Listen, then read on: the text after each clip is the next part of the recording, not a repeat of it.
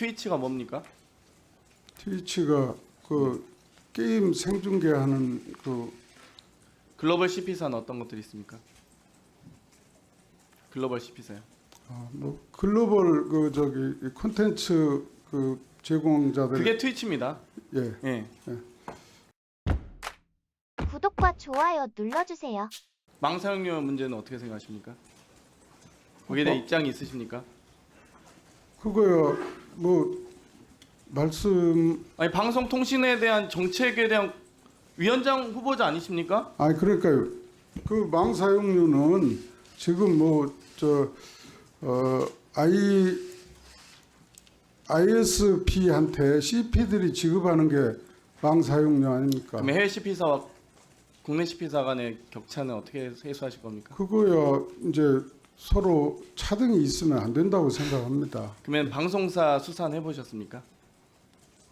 안 해봤습니다. 그러면 방송통신과 관련된 아무런 인연이 없으시네요. 요즘에는 윤석열 정권 들어와서 병원 압수수색 해보시면은 서울대학교 병원 감사 가시고 뭐 이런 식으로 다 관련도 전문성 넘는 분들이 지금 다 낙하산처럼 내려 꽂히고 있잖아요. 근데 지금 후보자께서는 심지어 방송사 수사도 안 하시고 방송통신위원장이 되신 거네요. 후보자로 지명되신 거네요. 참 한심합니다. 2007년에 서울중앙지검 3차장 시절에 다스 수사하신 적 있으시죠? 예. 예, 이때 발표하실 때 뭐라고 하셨습니까? 자금 회계장부 면밀히 추적했는데 증거 발견하지 못했다고 하셨죠? 그렇습니다. 예. 법원은 246억 가량 횡령하고 실소유자였고 죄질이 나쁘다면서 징역 15년에 벌금 130억 선고했습니다. 근데 이 서면 질의에 대해서 해당 사건에 대해서 엄정하게 수사했다라고 하셨습니다. 제가 보기엔 명백하게 부실 수사인데 왜 이때 수사하지 못했습니까? 무능하신 겁니까? 아니면은 봐주기 수사하신 겁니까? 그렇지 않습니다. 그럼 어떻게 그 당시 모르셨어요? 그 당시 다스의 실소유주가 이명박 전 대통령이었다는 걸 모르셨어요? 그 검사 당시에는 시절에? 예, 그 당시에는 정말 전혀 수사를 정말 못하셨네요. 그런 증거가 없다고 근데 권익위 원장 하실 때 발표했습니다. 일사천리로 하셨지 않습니까? 알겠습니다. 근데 이명박 정부 출범 이후에 2개월밖에 지나지 않았는데 훈장 받으셨어요? 근정 훈장. 공적조서 내용 아십니까? 정확히 안 봐서 17대 대선 관련 사건을 엄정하게 처리하여서 이명박 대통령 후보자에게 수사하시고 나서 2개월밖에 지나지 않아서 근정 훈장 수여 받으셨습니다. 훈장 수여 추천한 사람 누구십니까? 모르겠습니다. 그냥 오래돼서. 셀프로 추천하셨습니까? 아니면 이명박 대통령이 대선 자금 수사 봐주기 수사 잘했다고 훈장 주셨습니까? 답변해 보십시오. 그냥 갑자기 뜬금없이 훈장을 받으신 겁니까? 대선 자금을 수사한 검사가 정권 출범 이후에 2개월 만에 훈장 받았습니다. 이게 어떻게 봐주기 수사가 아니고 짬짬이 수사가 아니겠습니까? 근정훈장이라는 게 15년 이상 된 그 공무원들한테 주는 훈장으로 알고 있고요. 저런 것 외에 제가 그 당시 22년 검사 생활을 했는데 그런 여러 가지가 고려됐을 알겠습니다. 거라고 누가 봐도 생각합니다. 이거는 오얏나무 아래에서 가끔 매신 거죠.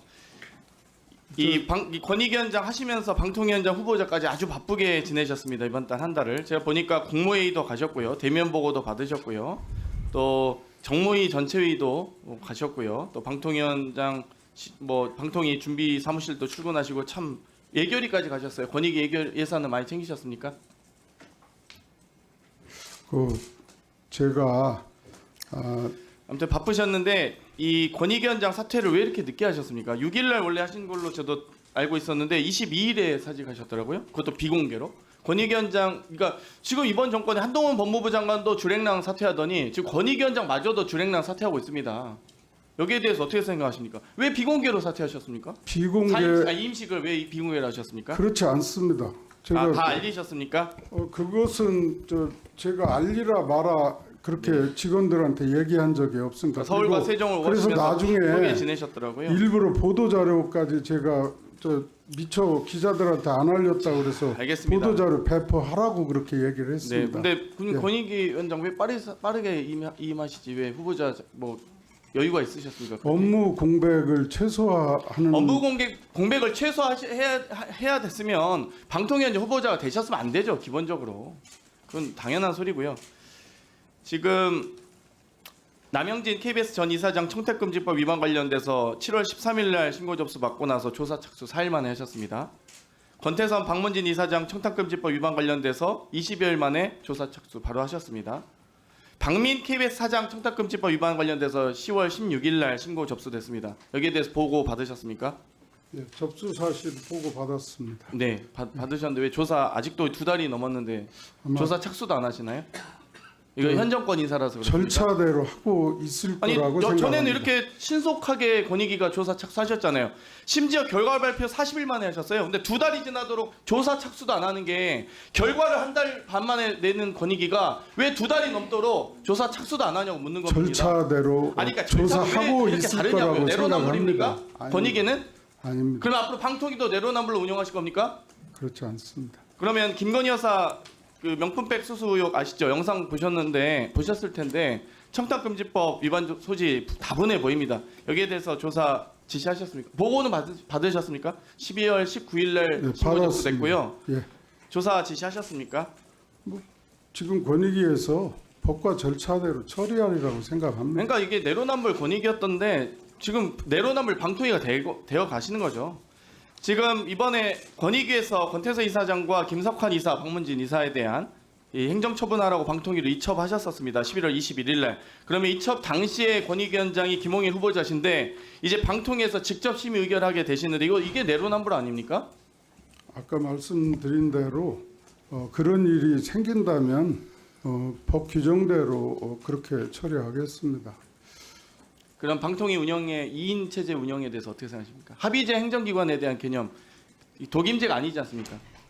방통위원장 장관 후보자 아니시잖아요. 그렇죠? 그렇습니다. 2인 체제는 심의 의결 불가능하다고 생각하시죠? 그렇지는 않습니다. 아, 심의 의결 또 하실 건가요? 아니, 전에 이동관 방통위원장이 왜 탄핵 사유가 됐고 주랭랑을 쳤는지도 아시는 분이 2인 체제로 의결하실 겁니까?